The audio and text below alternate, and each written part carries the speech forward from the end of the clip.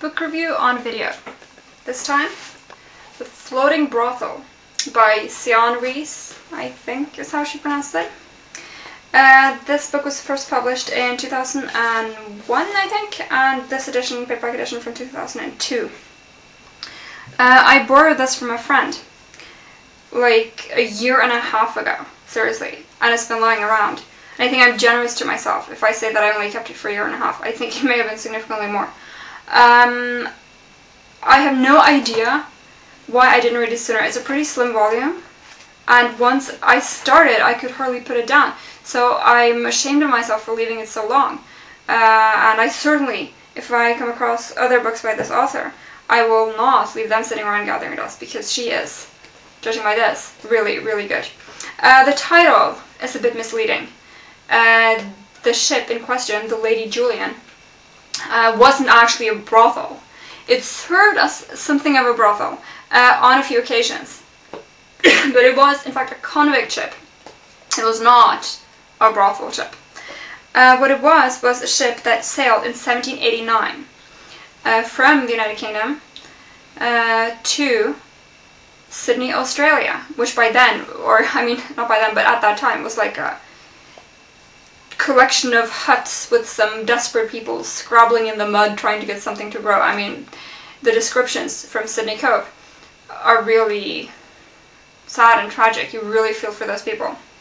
The settlement in Australia wasn't going too well, and they needed more people. They needed various supplies, food, equipment. They needed some men with actual education and skills at agriculture, at engineering, things like that.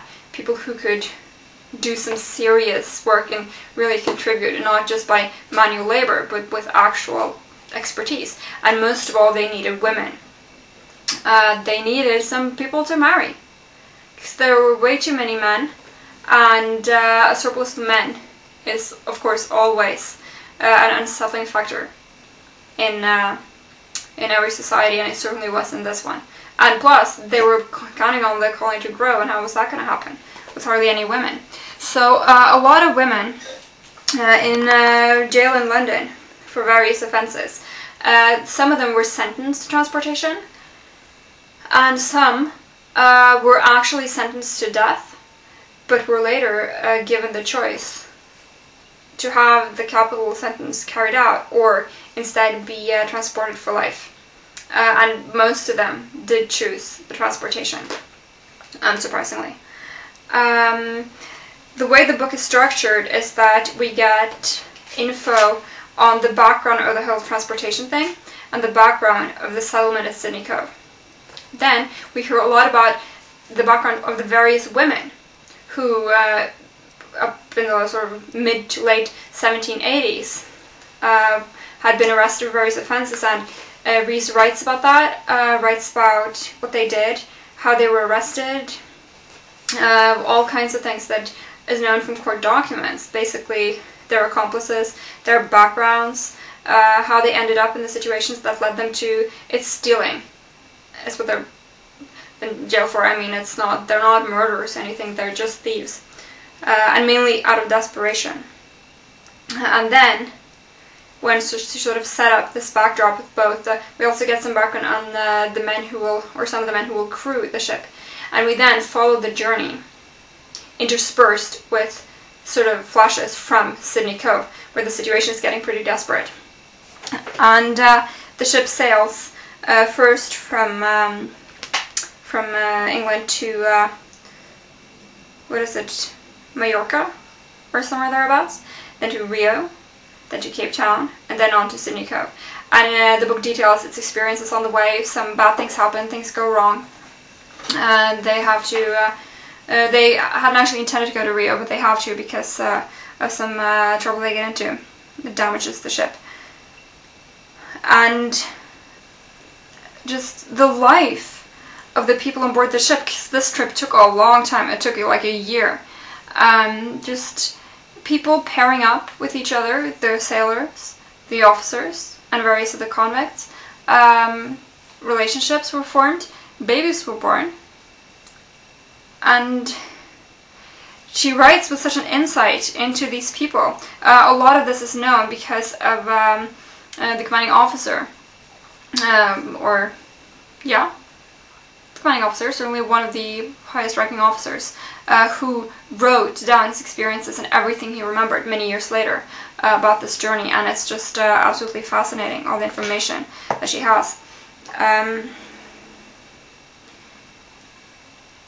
I really felt for these women while reading this, and considering that they're mostly known from court documents from like 1787, I think that is quite a feat on the author's part, because this is a non-fiction book, absolutely. But she really makes it come alive, almost like reading a novel.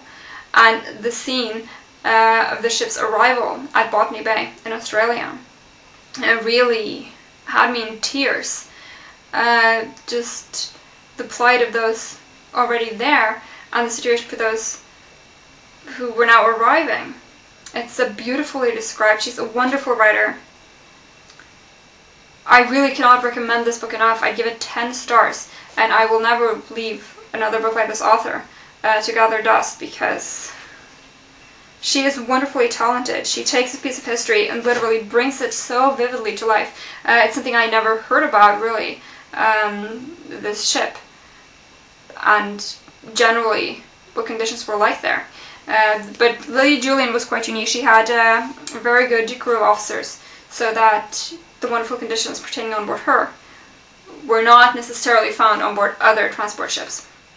And that's also described in the book, so you get a really good insight into both sides of the spectrum.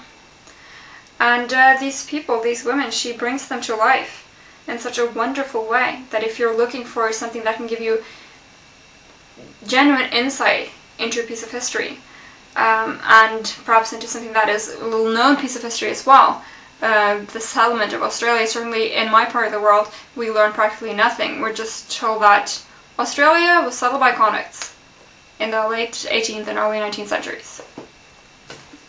We don't learn any details, certainly in school or anywhere, so I found this book an absolutely wonderful read, could hardly put it down.